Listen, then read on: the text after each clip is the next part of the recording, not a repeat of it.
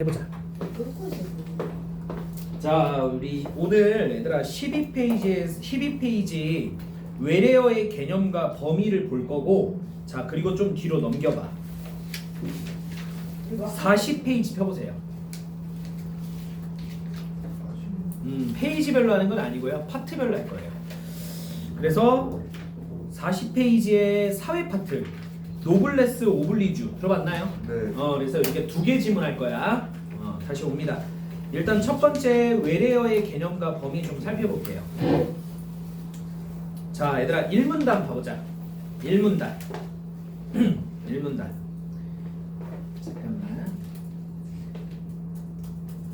좋아. 이거 안 되겠네. 자, 봅시다. 쌤이 읽어볼게요. 자, 우리는 외국어나 외래어라는 말을 흔히 사용한다. 얘들아, 외래어의 별표 칠까? 외래어. 자, 국어사전을 보면 외국어는 모국어와 대립하는 개념으로 다른 나라의 언어를 가리키는 말이래. 다시, 다른 나라의 언어는 뭐야? 모국어야, 외국어야? 외국어야. 자, 그리고 이제 밑줄 쳐야 돼. 하지만 외래어는 외국에서 들어온 말이지만 마치 우리 국어처럼 쓰이는 말이라고 풀이돼 있대. 알겠니? 그럼 외국어랑 외래어는 똑같은 거야, 다른 거야? 다른 거예요, 여러분들. 자, 그래서 외래어는 외국에서 비롯되긴 했지만 국어의 일부로 받아들여진 말이라는 것입니다. 자, 그러면 1문단은 무슨 내용이 핵심이에요? 1문단은 외국어랑 외국어가 다른가? 응? 외국어와 외국어? 외국어랑 외래어. 그치. 외국어와 외래어의 개념이야. 알겠니? 외국어와 외래어의 개념이야. 그리고 이 두 개는 똑같은 거야, 다른 거야? 다른 거죠? 그래서 둘의 차이점이 얘기되고 있는 거예요. 둘의 차이점이 얘기되고 있습니다. 이게 1문단이에요. 자, 이제 2문단으로 가볼 거예요. 2문단. 자, 봅시다. 그러면 국어의 일부로 받아들여진 말이라는 정의가 의미하는 것은 무엇인가? 국어화한 말이란 뜻이다. 그렇다면 국어화는 구체적으로 무엇을 가리키는가? 이제 밑줄이야, 얘들아. 그 구체적 내용은 쓰임의 조건과 동화의 조건이라는 두 기준을 통해 알 수 있대요. 자, 그러면 지금 이 문단은 뭐예요? 국어화의 조건이 제시되고 있는 거야. 국어화의 조건. 그러니까 외국에서 들어온 말이라 하더라도 우리나라 말처럼 국어화가 되려면 조건 두 개가 필요하다는 거야. 됐니? 자, 뭐하고 뭐가 필요하다고 써 있어요, 거기? 응? 첫 번째 무슨 조건? 쓰임의 조건.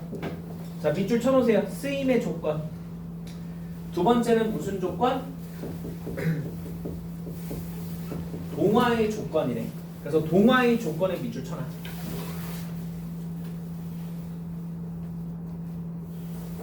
됐죠? 다시 한번 얘기할게. 국어화의 조건이야. 그럼 뭐가 국어화되기 위한 조건이야? 외국어가 아니고 무슨 어? 외래어야.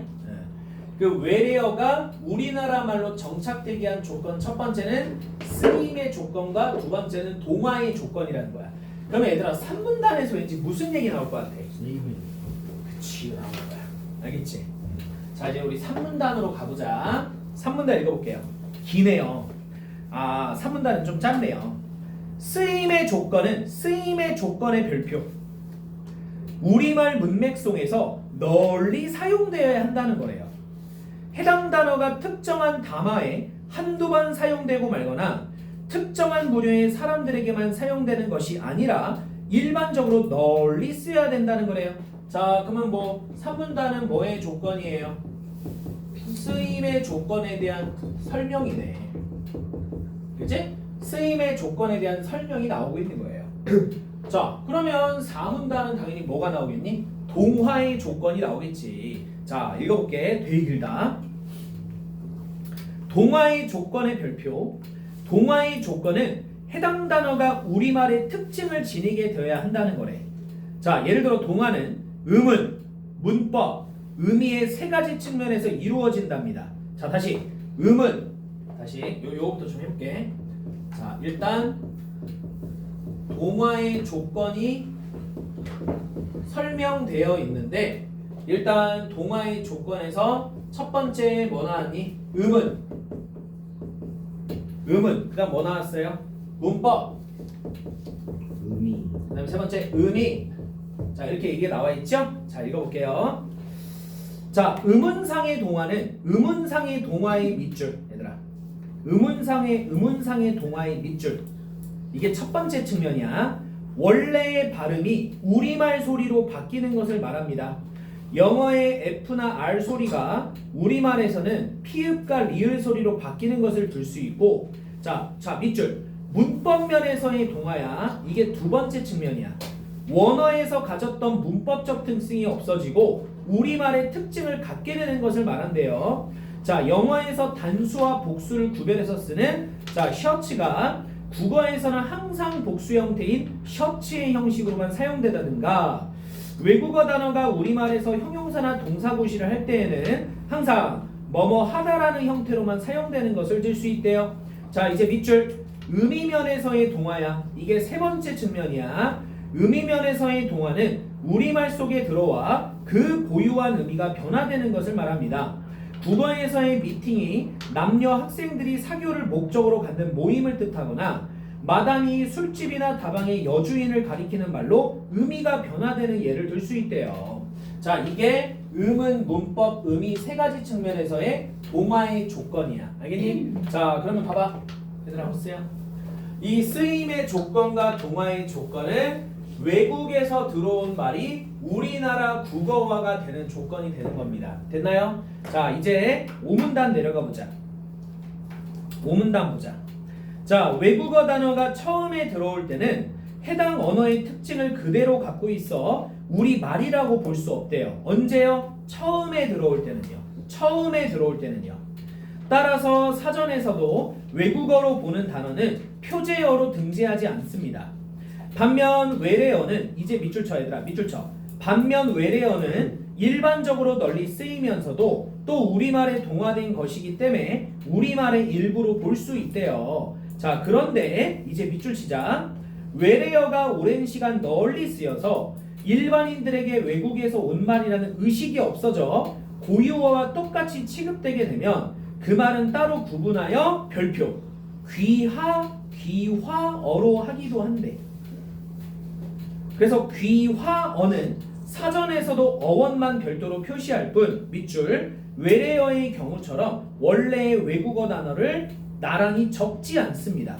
자, 그러면 여러분들 5문단은 무슨 얘기예요? 귀화어의 개념이 쓰여져 있네요. 맞나요? 그러면 잘 봐 얘들아. 귀화어는 뭐랑 구분해야 돼? 왜요? 외래어랑 반드시 구분해야 돼. 외래어랑 똑같지 않은 거야. 그러니까 외래어였었지만 이제 너무 시간이 지나면서 마치 우리말 같다는 거지. 그치? 빵이 원래는 뭐예요? 프랑스 말이래요. 그죠? 나도 처음 몰랐어. 처음에는. 알겠지? 그런 것들이 너무 많대. 자, 그 다음에 이제 6문단 가본다. 6문단.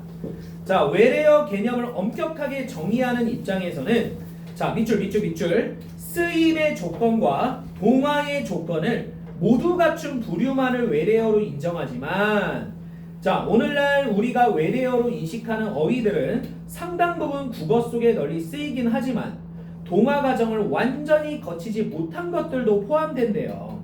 자, 예를 들어 해당 고유어나 한자어가 있는데도 생활 속에서 지속적으로 사용되어 순화 대상이 되는 어휘들이 이에 해당합니다. 이러한 어휘들은 동화 과정이 일부 진행되고 있는 것이기 때문에 무조건 배척할 수만은 없대요. 버릴 수 없다는 거야. 그래서 밑줄 사전에서도 이러한 어휘들은 순화할 말과 함께 표제어로 등재하고 있답니다. 자, 육문단은 외래어 중 동화 과정을 완전히 거치지 못한 어휘들을 얘기하고 있습니다. 뭐 사실 육문단 그게 중요한 건 아닌 것 같아요. 자, 그럼 넘겨보세요 일단. 자, 먼저 넘겨보세요. 자, 칠판 먼저 봐보자 얘들아. 자, 방금 우리가 배웠던 외래어의 개념과 범위. 이 글의 중심 내용이 뭐래요? 외래어의 개념과 범위를 얘기하고 있습니다. 조건이라고 쓰죠. 자, 그 다음에 그 외래어의 기념과 조건이라고 쓰면 틀릴까요? 그래도 이게 정확한 거니까. 이거부터 해보자. 자, 외래어의 개념. 뭐에서 뭐 말로 국어처럼 쓰이는 말이래. 외국에서 비롯되게 됐으나 외국에서 들어온 말로 비롯돼. 뭐 나쁘지 않지. 자, 외국에서 들어온 말로 국어처럼 쓰이는 말. 써야 되지 않니? 숙제 아, 다 해왔구나. 자, 그다음. 빨리 써. 오케이. 빨리. 자, 우리말 문맥 속에서 널리 사용되어야 함. 우리말의 특징을 지니게 되어야 함. 이게 외래어의 성립 조건이야. 그럼 이게 성립되지 않으면 외국어지, 외국어. 어떻게 보면. 그럼 외래어의 범위. 외국에서 들어왔으나 우리 사전에 표제어로 등재된 단어. 외국어 단어가 병기되어 나란히 쓰여져 있는 단어. 동화 과정을 완전히 거치지 못해 순화의 대상이 되는 단어. 이게 외래어의 범위래요. 자, 바르게 연결해보자. 땅땅땅땅. 자, 첫 번째. 자존심이나 인상과 같은 잘못된 요소에 영향을 받아 귀인하면 어떻게 될까? 이거 뭐야 이거 갑자기. 이상이 들어가 있네. 아, 여기까지밖에 없다요. 이게 지금 다 들어가 있지 않은 것 같아요. 아니네. 이상하다 얘들아. 순서가 지금 채널가 좀 다른데. 자, 어쨌든. 자, 이렇게 돼요. 외국에서 들어온 말로 국어처럼 쓰이는 말을 외래어라고 한다. 동그라미죠? 자, 외래어가 되었음은 국어화의 과정을 거쳤음을 의미한다. 동그라미. 국어화는 쓰임의 조건과 동화의 조건을 모두 충족해야 된다. 맞지 얘들아? 요거 쓰임의 조건, 동화의 조건. 동그라미. 외래어와 귀화어의 구분은 사전에 표제어로 등재되는지 여부에 따라 결정된다. 아니야. 그 다음에 외래어는 항상 순화할 말과 함께 표제어로 등재되어 있다. 항상 아니죠. X. 그래서 555XX 해주면 됩니다. 자, 그러면 13페이지 펴주시고요. 13페이지 펴주시고요. 자, 1번 문제 볼까요? 어떤 단어가 외래어인지 여부를 판단하려고 한다.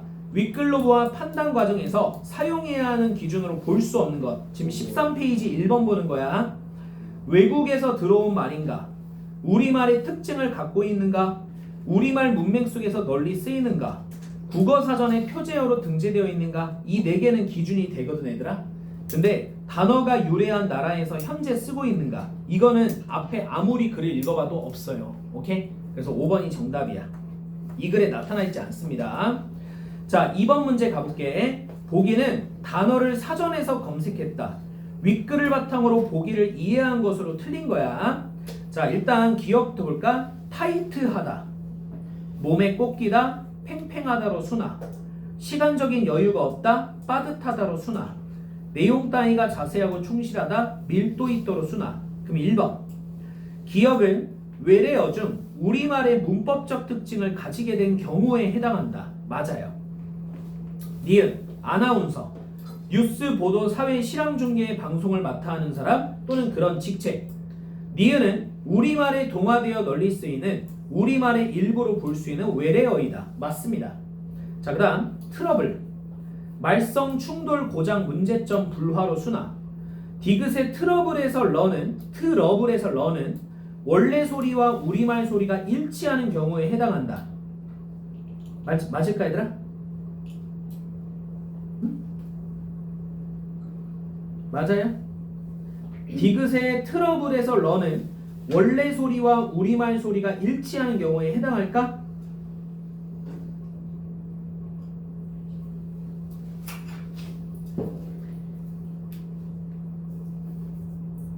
우리말 소리랑 다르기 때문에 나타나는 거야 이게. 알겠지? 그래서 3번이 틀렸습니다. 그리고 리을, 빵, 밀가루를 주원료로 하여 소금, 설탕, 버터, 효모 따위를 섞어 반죽해 발효한 뒤 불에 굽거나 찐 음식, 서양 사람들의 주 음식이래. 먹고 살 양식. 리을은 일반인들에게 외국에서 온 말이라는 의식 없이 사용되는 어휘이다. 맞죠? 자, 아까 뭐 귀하어 같은 겁니다. 자, 기업과 디귿은 널리 쓰이긴 하지만 동화 과정을 완전히 거치지 못한 어휘로 볼 수 있다. 그래서 2번의 정답은 3번이 돼요. 3번. 자, 그 다음에 넘어가 보세요. 자, 15페이지 가보자. 자, 15페이지 어휘어법의 1번 보세요. 이 수익금은 연꽃 아동의 복지사업에 쓰여집니다. 쓰입니다야, 쓰입니다. 쓰입니다. 그 다음에 문이 안 잠겨져서 한참 고생했다. 잠겨서야. 안 잠겨서.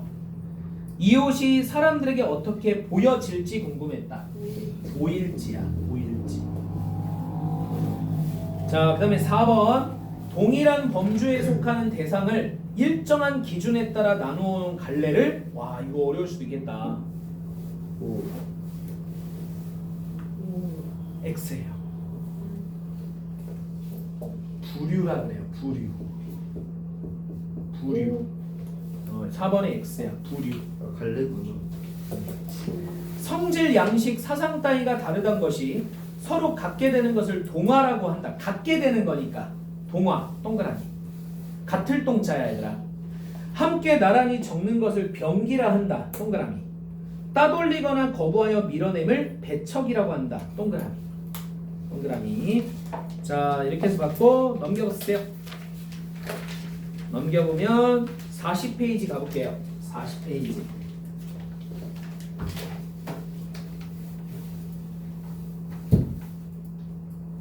기다려봐.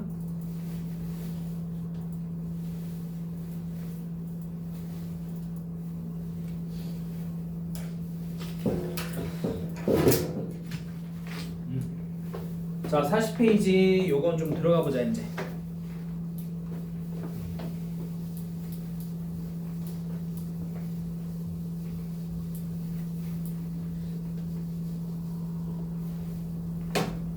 자, 보세요. 1문단부터 가볼게요. 1문단. 노블레스 오블리주 알아요? 여러분들? 네. 그냥 뭐 쉽게 얘기하면 뭔 줄 알아? 쉽게 얘기하면 부자의 리더. 그치? 좋은 부자. 자, 보자. 노블레스 오블리주는 밑줄 쳐야죠. 일단 밑줄 쳐야지. 주요 개념이 이거니까. 자, 노블레스 오블리주 밑줄 쳐세요. 높은 지위에 맞는 도덕적 의무감을 일컫는 말이다. 이게 노블레스 오블리주의 뜻이야. 높든 낮든 사람들은 모두 지위를 가지고 이 사회를 살아가고 있대요. 그러나 노블레스 오블리주는 높은 지위를 강조하고 그것도 사회를 이끌어가는 지도층에 속하는 사람들의 지위를 강조한대요. 지도층이란 엘리트층이라고 부르기도 하고 상층이라고도 합니다. 좀 부정적 의미로는 지배층이라고 부르기도 한대요. 자, 이제 두 번째 밑줄. 오블레스 오블리주는 지도층의 지위에 맞는 도덕적 양심과 행동을 이르는 말이래. 그래서 사회의 중요 덕목으로 자주 인용된대요. 자, 그럼 얘들아 1문단. 1문단은 뭘 얘기하고 있어? 노블레스 오블리주의 개념을 얘기하고 있는 거예요. 됐습니까? 노블레스 오블리주의 개념. 자, 이제 2문단 넘어가 보자. 자, 그렇다면 지도층만 도덕적 의무감이 중요하고 일반 국민들의 도덕적 의무감은 필요 없다는 말인가? 이런 걸 뭐라 할까 얘들아?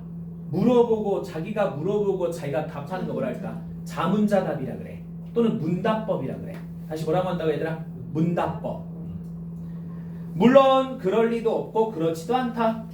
도덕적 의무감은 밑줄 지위가 높든 낮든 다 중요하다. 사회 구성원 모두 도덕성이 중요하다는 거예요. 사회는 도덕체계다라는 말처럼 사회가 존속하고 지속되는 것은 기본적으로는 법 때문이 아니라 밑줄 도덕 때문이다.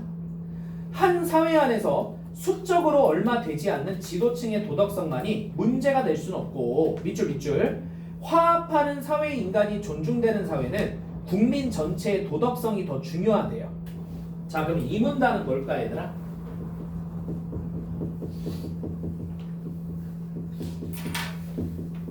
지도층의 도덕성이 뭐예요? 중요하죠. 맞아요. 봐봐 얘들아. 노블레스 오블리주는 지도층의 도덕성이야. 맞아? 근데 이 사람은 지도층의 도덕성만 중요하다 그런 게 아니고 일반 그치 국민들도 중요하다 그랬어. 일반 국민들도 도덕성이 중요하다 그랬어요. 자, 일반 국민들도 도덕성이 중요한 거예요. 자, 이게 이 문단의 얘기입니다. 자, 3문단 가볼게요. 그런데도 왜 노블레스 오블리주의인가?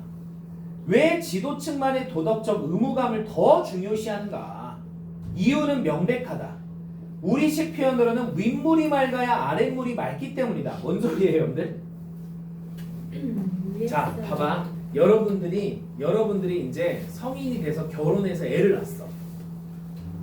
응? 그러면 너네 아기 앞에서 너희들은 어떤 행동을 주로 할 거야? 나쁜 행동을 할 거야? 철없는 행동을 할 거야? 좋은 행동을 할 거야? 좋고 좀 어른스러운 행동을 하지 않겠어? 일반적으로 알겠죠? 자기 아이한테 야야야 공부하지 마 놀자 야 게임할래? 이렇게 했냐고. 그러면 애 인생 망해요 여러분들. 알겠지? 왜? 아이는 어른들의 행동을 보고 뭐하죠? 배웁니다. 맞아요? 그래서 예를 들어 봐봐. A라고 하는 어른이 본인이 도덕적이지 않은 삶을 과거에 살았다 하더라도 그래도 자기 아이 앞에서 아이인 B 앞에서는 도덕적인 행동을 해야 되는 거예요. 알겠죠? 왜? 애가 배우니까요. 무슨 말인지 알겠지? 내가 이랬다 하더라도 얘만큼은 그러면 안 될 거 아니야. 자, 이게 여기 써있는 윗물이 맑아야 아랫물이 맑다는 뜻이야. 알겠니? 자, 이어서 간다. 윗사람이 잘하면 아랫사람들도 따라서 잘한다는 소리입니다. 서구식 주장으로는 밑줄 지도층이 도덕적 지표가 되기 때문이래요. 그런데 우리식의 표현이든 서양식의 주장이든 이 두 생각이 사회에서 그대로 적용되는 것은 아니죠. 사회에서는 위가 맑아도 아래가 부정한 경우가 밑줄 비일비재합니다. 뭔 소리인지 아는 사람? 비일비재. 많이 일어난다, 적게 일어난다? 많이 일어난다. 자주 흔하게 볼 수 있다. 알겠니? 자, 그다음 봐봐. 또한 도덕적 실천에서는 지도층이 꼭 절대적 기준이 되는 건 아니다. 완벽한 기준은 세상 어디에도 존재하지 않는다. 단지 건전한 사회를 만드는 데 어떤 방법이 높은 가능성을 지니느냐, 어느 것이 효과적인 방법이냐만이 있을 뿐이다. 자, 우리식 표현이든 서구식 생각이든 밑줄 두 생각이 공통적으로 갖는 의미는 지도층의 도덕적 의무감이나 일반 국민들을 도덕적 체계 속으로 끌어들이는 데 효과적이며 효율적인 방법이란 것에 있다. 그래서 노블레스 오블리주의다. 자, 여기까지가 3문단입니다. 자, 그럼 봐봐요. 3문단은 결국 뭘 얘기하고 싶은 거냐면 노블레스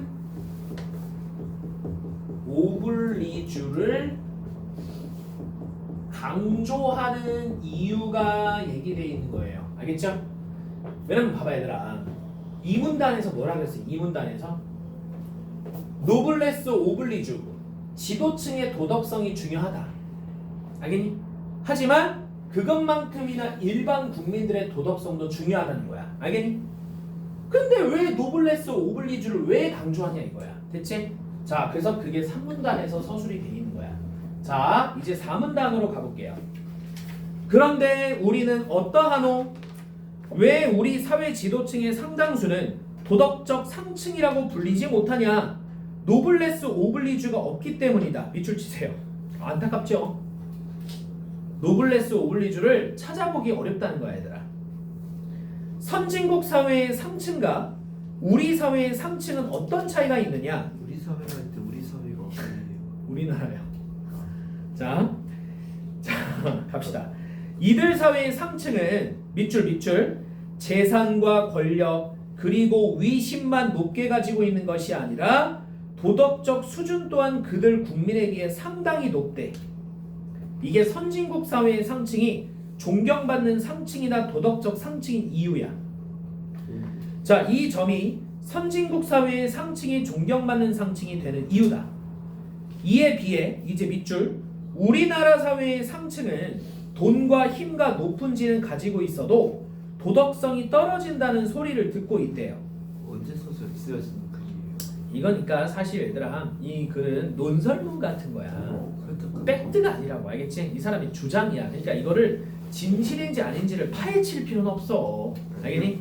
근데 어느 정도 좀 아니 근데 사실 뭐 미국이라고 없겠니? 미국도 문제 일으킨 정치인들 많아요. 근데 이 글이니까 이거를 맞다 안 맞다 그렇게 굳이 크지 마. 알겠지? 궁금했어. 그러니까 궁금한 거 맞는데 앞으로 글을 볼 때 비문학고를 글 때 그럴 필요 없다는 거야. 알겠지? 그리고 사실 좀 이 사람 말이 좀 어느 정도 맞을 수도 있는 게 지금 좀 난리가 났어요. 정치인 중에 그 너네 보좌관이라고 알아? 보좌관? 국회의원은 알죠? 그치? 국회의원을 보좌하는 사람이 무슨 관이야? 보좌관이야. 이 사람도 공무원이야. 알겠지? 근데 지금 뭐 뉴스 떠들썩해요. 어떤 특정 장관 후보자였는데 얘들아 봐봐. 우리나라는 입법부가 행정부를 견제하거든. 오케이? 그러면 행정부의 장관이 있잖아. 장관. 그러면 대통령이 장관을 임명하면 국민의 대표기관인 국회에서 뭐 할까? 동의권을 해. 대통령 맘대로 하는 거야. 국민의 대표 동의를 거쳐야 돼. 동의를 거쳐야 돼. 알겠냐? 그게 국회가 행정부를 견제하는 거거든. 그러면 어떤 지금 정치인이 대통령에 의해 장관으로 임명됐어. 그러면 그 사람이 장관으로 임명되면 되는지 안 되는지에 대해서 뭐 해야 되겠어? 검증을 해야 되잖아. 그 검증 끝에 뭐가 발견됐어. 이 보좌관에 대한 폭행과 폭언을 했다는 그런 게 저기 뭐라 해야 되냐? 녹음이 됐다고. 그래서 그게 공개되면서 지금 좀 막 시끄러워. 나라에서. 알겠지? 그러면 어쨌든 그 폭언을 한 사람은 그 장관 후보자는 자, 뭐 재산이 이번에 재산 신고를 했는데 뭐 100몇억이 있대요, 재산이. 그 쉽지가 않아요. 그 정치 얘들아. 국회의원도 나름 준 공무원이야.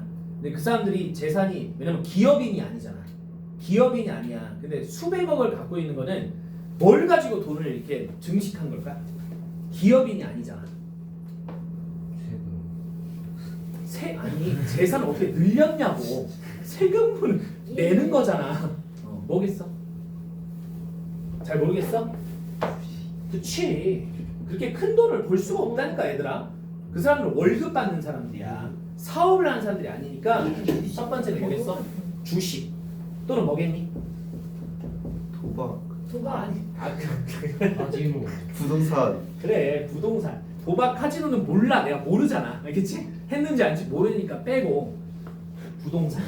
알겠지? 그러면 저 그 장관 후보자도 뭐하고 뭐로 재산을 늘린 거야? 주식과 부동산이야. 근데 사실 뭐 자본주의 경제에서 그게 뭐가 문제예요? 맞죠? 근데 어쨌든 장관 후보로 임명되면 어떻게 그렇게 재산을 늘렸는지를 뭐 하게 돼? 조사를 들어가는 거야. 조사. 그래서 흠이 하나도 없으면 장관으로 딱 뭐가 되는 거야? 임명이 되는 거야. 알겠지? 뭔 말인지 알겠지? 그러니까 결과적으로 그 사람의 무슨성을 보겠다는 거야. 무슨성. 그치. 이걸 검증해 보겠다는 소리야. 얘가? 자, 그래서 어쨌든 우리나라도 도덕성 검증을 위해서 이런 걸 하는 겁니다. 됐습니까? 자, 아까 뭐 손 들었잖아. 아니었어? 자, 그러면 이제 다시 봐봐 얘들아. 자, 40페이지 맨 밑에 줄 보면 돼. 40페이지 맨 밑에 줄. 그래서 우리나라 사회의 상층이 존경받는 상층이 되지 못하는 이유가 여기에 있대. 존경은 고사하고 일부 지도층은 욕만 먹는 지탄의 대상이 되는 경우도 있대. 오케이? 자, 그럼 이제 여기까지가 사문단이야 얘들아. 봐봐. 그러면 사문단에서 지금 뭘 얘기한 것 같아? 선진국 사회의 지도층과 안타깝지만 우리 사회의 지도층을 뭐하고 있니? 비교했죠? 맞죠? 비교하면서 우리 사회의 지도층에 대한 무슨 현실? 뭐 별로 좋게 얘기 안 했잖아요. 그러니까 무슨 현실? 부정적 현실을 서술하고 있는 거예요. 알겠나요? 자, 이렇게 우리가 4문단을 봤습니다. 마지막입니다. 5문단 보세요. 지금 우리 사회의 혼돈과 무질서, 계층적, 지역적 갈등의 원인을 지도층의 문제에서 찾는 사람들이 많대. 이유는 도덕성이 떨어지는 사회 지도층이 일반 국민들에게 신뢰감을 주지 못하기 때문이랍니다. 다시 말해 사회 지도층의 지도력이 부족해서라기보다는 밑줄 도덕성 긴장감과 도덕적 의무감이 떨어지는 사회 지도층의 행동 때문이라는 거죠. 또 밑줄 우리 사회의 건전한 발전을 위해서는 이제 노블레스 오블리주가 확고한 사회적 덕목으로 자리 잡아야 됩니다. 그러면 마지막 5문단은 뭘 얘기한 것 같아요? 노블레스 오블리주의 무슨 성? 필요성을 얘기하고 있는 거야. 오케이? 우리 사회의 노블레스 오블리주의 필요성을 얘기하고 있습니다. 다 쓰신 분은 뒷장 펴시면 돼요.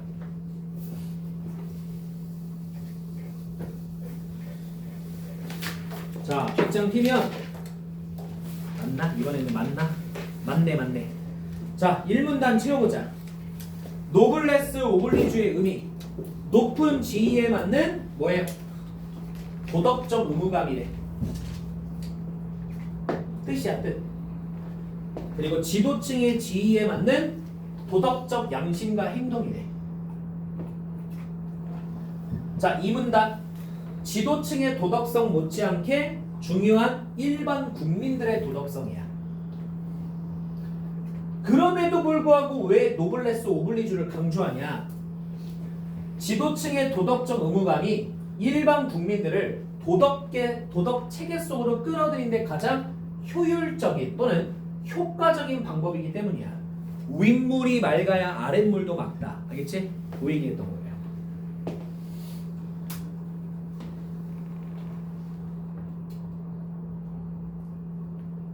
자, 우리 사회 지도층의 현실, 도덕적 상층이라고 불리지 못함. 우리 사회 지도층이야. 돈, 힘, 높은 지위를 갖고 있지만 도덕성이 떨어집니다. 특히 일부는 지탄. 지탄이 뭐예요? 그냥 욕먹는 거야. 알겠지? 비난. 지탄, 비난. 얘들아, 비난. 댓글에 막 욕 써있는 거 있잖아요. 자, 지탄, 비난의 대상이 되기도 한대. 그래서 우리 사회의 건전한 발전을 위해 필요한 노블레스 오블리주가 되겠습니다. 자, 그 다음에 우리 사회의 혼돈과 무질서, 갈등의 원인을 지도층의 문제로 보는 이유를 써보자. 쓰세요. 도덕성이 떨어지는 사회 지도층이 일반 국민들에게 신뢰감을 주지 못하기 때문이다. 가장 대표적 사례가 뭔지 아세요, 여러분들? 국회의원들은요 입법부 소속이거든요. 그럼 여러분들 입법부라는 거는 뭐를 만드는 곳이죠?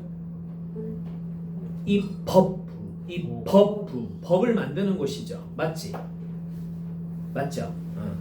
그럼 국회의원들이 법을 만들 때 음주운전과 관련된 법을 만들어야 안 만들어요? 만들겠죠. 맞나요? 그리고 음주운전 한 사람을 단속하는 사람이 뭐예요? 경찰이죠. 그럼 경찰은 행정부 소속이에요. 됐나? 그럼 어쨌든 간에 그 사람들은 우리나라 사회를 이끌어가는 지도층들이거든. 근데 가끔 그 사람들이 음주운전 한 적이 있을까 없을까? 뉴스 보면 걸리기도 하죠. 그러면 국민들이 법에 대해서 신뢰감이 있을까 없을까? 없는 거야. 이토 히로부미 동상을 경찰이 쓰고 보셨다. 하여튼 그러니까 결국 이 글을 쓴 필자가 하고 싶은 말이 그런 거야. 알겠니? 도덕성이 떨어지는 사회 지도층이 일반 국민들에게 신뢰감을 주지 못하기 때문이라는 거야. 알겠죠? 자, 그다음 마지막. 자, 보세요. 우리나라 도덕적 상층이라 불리지 못함. 그래서 뭐의 대상이 되지 못한다? 존경의 대상이 되지 못한다. 돈, 힘, 높은 지위를 가지고 있지만 뭐가 떨어진다? 도덕성이 떨어진다. 아, 안타깝다. 이렇게 비교하니까 너무 안타까운데. 자, 선진국 도덕적 상층이라 불린다. 보통 뭘까? 존경의 대상이 된다. 도덕적 수준이 일반 국민에 비해 상당히 높다. 알겠냐? 자, 그러면 앞장에 1, 2번 좀 풀어보세요.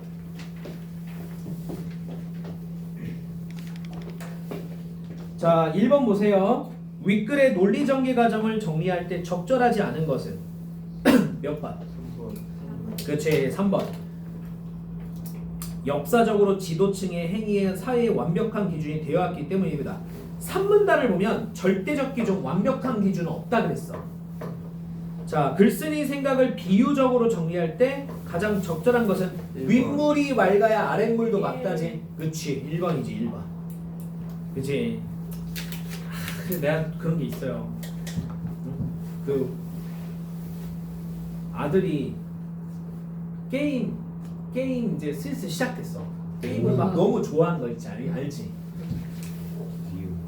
근데 쌤도 이제 당연히 걔 앞에서는 안 하는 척해. 아예 안 하는 척해. 알겠지? 어? 근데 쌤이 이제 퇴근할 때, 출퇴근할 때 조금 하거든. 왜냐면 지하철 가지고 다녀요. 왜냐면 쌤이 차를 가지고 못 다녀요. 와이프가 애들 데리고 이제 써야 되기 때문에 지하철 주로 타는데 지하철 타면 심심하잖아. 막 한 지하철에서 한 40분 있는단 말이야. 그러면 잘 때도 있어요. 잘 때도 있는데 심심하잖아. 그러니까 좀 해. 그 내가 폴더 안에 숨겨놨거든. 요 핸드폰에 걸렸어. 애기들한테. 첫째한테 걸렸어. 그랬더니 왜 아빠는 왜 게임하냐고, 왜 자기는 못하게 하면서 왜 오빠는 하냐고 막 엉엉 우는 거야. 너희가 해도 되는 게임인데. 씨. 그래서 내가 할 말이 없는 거야, 얘들아. 알겠지? 할 말이 없다 해서 미안해 해가지고 지웠지 다시. 그러니까 사실 되게 아이러니한 거죠. 나도 안 해야 되잖아. 맞지? 얘한테 못하게 하려면 나도 안 해야 되는데, 맞지? 1번을 동그라미 1번 보니까 생각이 나서 그래. 집안이 바로 서기에서는 집안의 어른이 뭐 해야 돼? 솔선수범해야 되지. 내가 절대 안 해야 되잖아. 맞지? 그래서 좀 창피했었어요, 저번에. 창피하더라고. 그리고 몇 살이에요? 초등학교 5학년. 넌 연령치 않아. 그래서 또 집안 와이프한테 뒤지게 욕먹고. 자, 43페이지. 자, 43페이지. 이거 빨리 하고 시작. 1번 덕목. 오. 충효인 의따의 덕을 분류하는 명목. 맞아요, 동그라미. 모방. 아, 이거 어려울 것 같은데. S. 오. 인용이에요. 그치. 남의 말 같은 거 갖다 쓴 거 인용이라 그래. 간접 인용, 직접 인용 이런 거 있거든. X야. 지탄, 비난하는 거 맞고. 오. 좌표, 오. 방향, 목적, 기준 따위를 나타내는 표지. 아, 이거 어려울 것 같다, 얘들아. 오. 땡. 오. 지표래, 지표. 헷갈려. 헷갈려 이거. 지표야, 지표. 위신, 위험과 신망. 오. 자, 6번. 이거는 쉽지 않냐? 명백하다. 고사하다. 6번은 명백하다야. 7번. 어떤 일이나 그에 대한 능력, 경험 따위를 배제하다. 앞에 오는 말의 내용이 불가능한 뒤에 오는 말의 내용 시 기대에 미치지 못한다. 고사하다라고 그래. 고사하다. 자, 이건 쉽죠? 마구 뒤섞여 있어 혼란스러운 상태. 혼돈. 태도나 상황 따위가 튼튼하고 굳다. 확고하다. 그래서 7번 빼고는 쉬웠어요. 자, 그래서 여기까지입니다. 잠깐 쉬십시오.